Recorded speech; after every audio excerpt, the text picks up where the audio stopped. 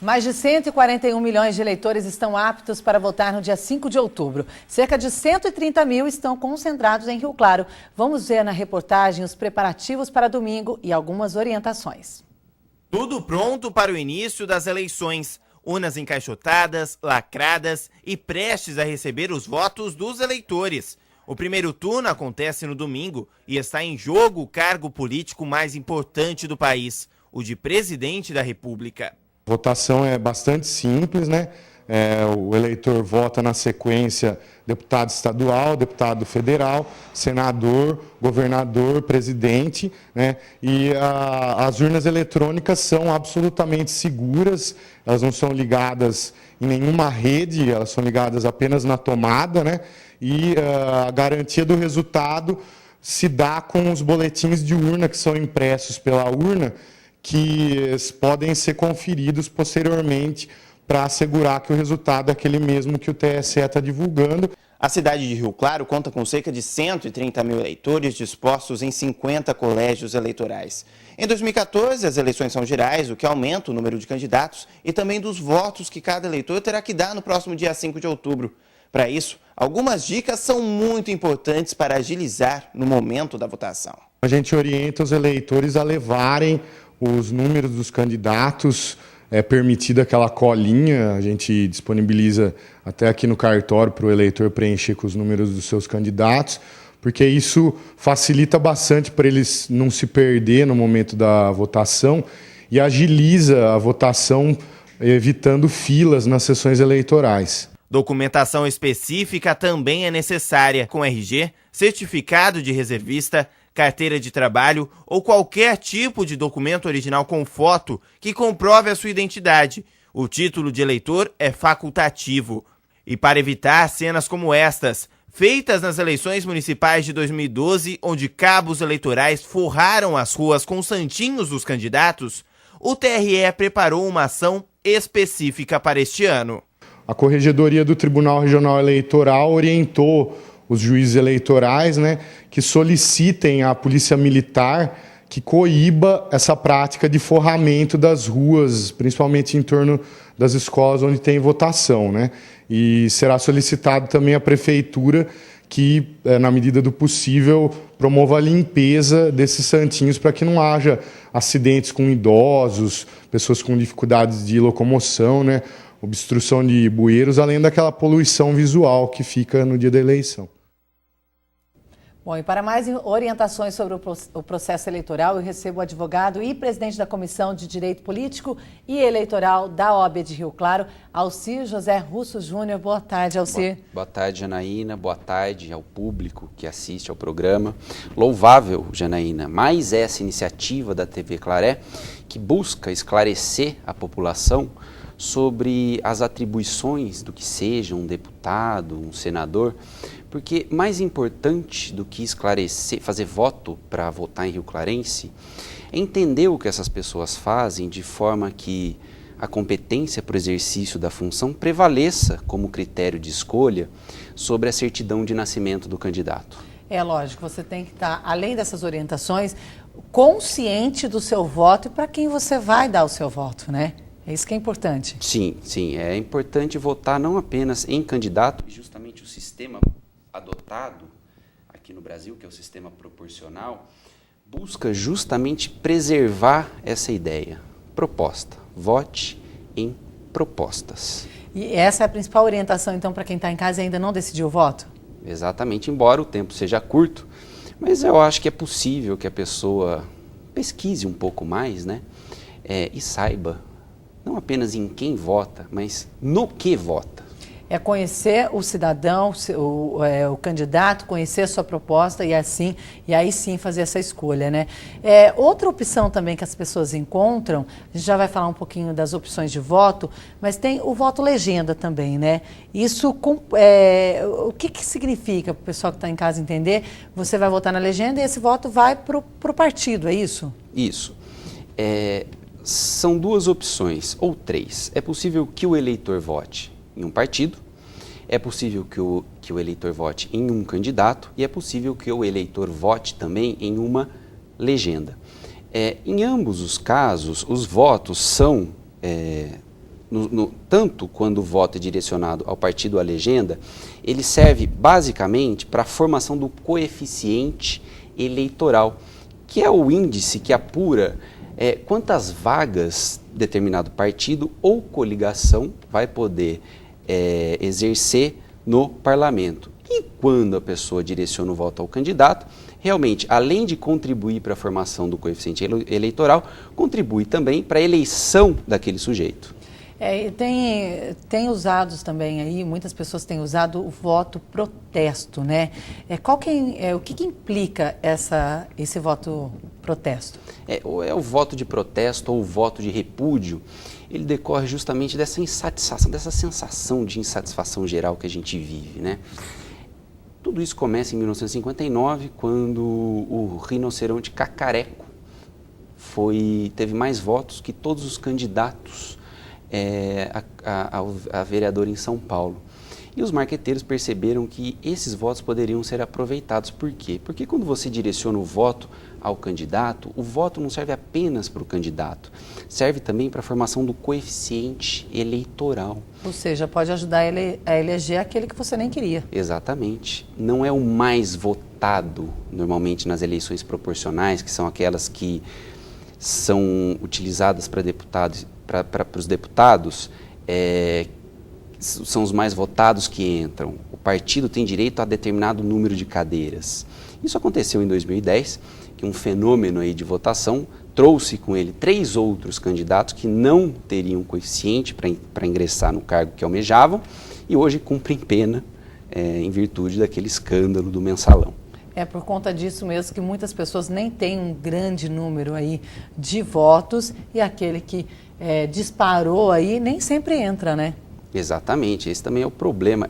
Seria o que a gente costuma dizer do efeito colateral do sistema proporcional, né? O que ele busca, de um lado, preservar que determinado segmento ideológico seja preservado no parlamento, ele acarreta esse tipo de coisa. Ele não é infenso à ação de marqueteiros, que muitas vezes, imbuído de ideias não muito democráticas, consegue trazer pessoas que não teriam representatividade para que com suas propostas atingissem os cargos que almejam. Bom, então, no domingo aí, na urna, o eleitor deve votar para deputado federal, estadual, senador, governador, também presidente. Mas ainda conta com outras 2 opções, que é o voto branco e nulo. Fala um pouquinho da diferença desses dois para a gente. A diferença básica entre voto branco e nulo hoje é mais uma decorrência histórica. Por quê? Porque o voto em branco era contabilizado como um voto válido quando o sistema de apuração era o sistema de cédula. Os votos, aquelas cédulas em branco, as cédulas que eram depositadas em branco, eram computados como votos válidos. Já os votos nulos, não computados para nenhum fim eleitoral, eram aquelas rasuras, voto em candidato inexistente, essas coisas. Hoje, voto branco e voto nulo não tem diferença nenhuma. Desculpa, são todos invalidados. Ou seja, a pessoa aí que não... o voto é obrigatório, mas a pessoa às vezes vai lá só porque é essa obrigação mesmo, não está muito consciente ou não escolheu o candidato aí e não quer dar o seu voto para ninguém. Então, se ela colocar lá branco ou nulo, não vai passar para ninguém como antigamente. Não vai.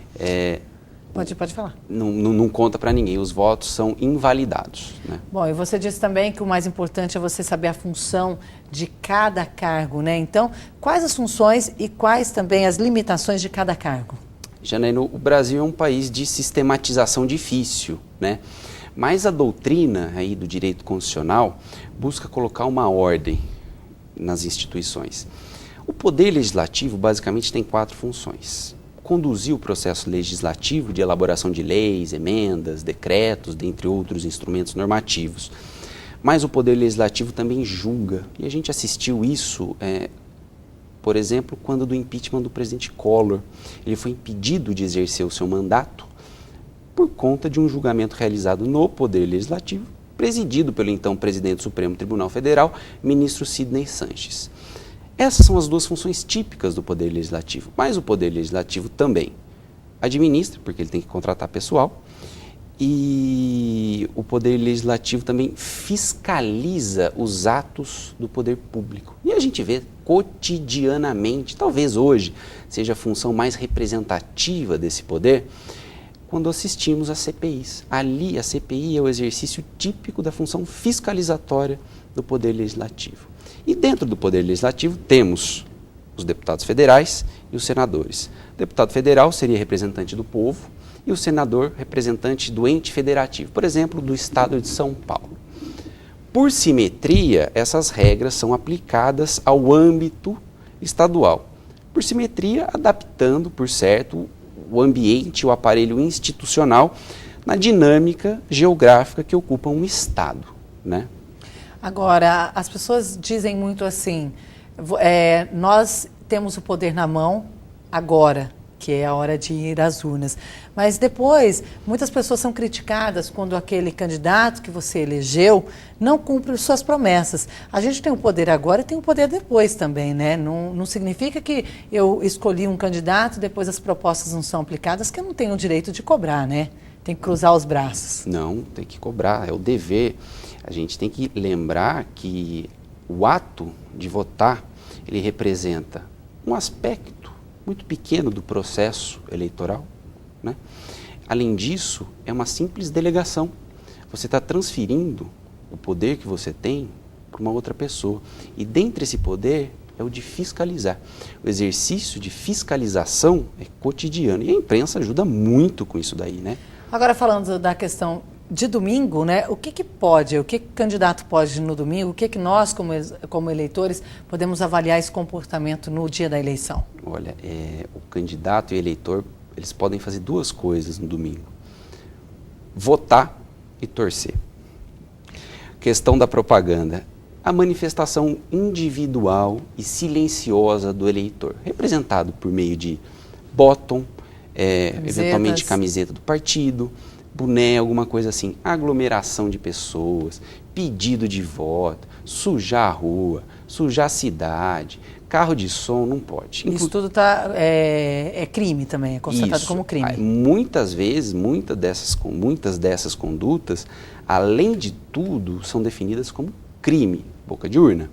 E nós podemos fazer denúncias, inclusive? Podem e devem fazer denúncia para todas as pessoas que fazem parte do processo eleitoral, desde do policiamento ostensivo aí, exercido pela Polícia Militar, para os membros, para os delegados e fiscais de partido, membros do Ministério Público, juiz eleitoral e, claro, a OAB também vai estar acompanhando, vai acompanhar o desenvolvimento dessas eleições e qualquer representante que ali estiver pode ser acionado. Agora, para finalizar, falando um pouquinho dessa questão da urna eletrônica, muitas notícias levantaram a questão de fraudes também, né? É possível, o que a gente pode dizer a respeito dessas notícias que são veiculadas a respeito de fraudes? Olha, Janaína, é muito difícil a gente operar num sistema com 100% de segurança. Existe a possibilidade de fraude? Claro que existe, mas ela é muito pequena. Eu, particularmente, não acredito que seja viável implementar. Por quê? No momento da votação, no dia da eleição, a gente tem que pensar em dois momentos. No primeiro, é a preparação e a recepção dos votos. O segundo é a apuração. Essa preparação e a recepção dos votos, a cabine é isolada e a urna eletrônica ela não tem nenhum contato com o meio externo, né? É um computador muito antigo, fisicamente inviável esse tipo de contato. Existem dois dispositivos que recolhem, contabilizam os votos, depois é impresso um boletim de urna, 5 vias, ficam afixados nas portas dos locais de coleta, e os dados, porque são eleições gerais, enviados a São Paulo, porque o TRE apura para deputado e senador, senador e governador, e o TSE apura para presidente da República.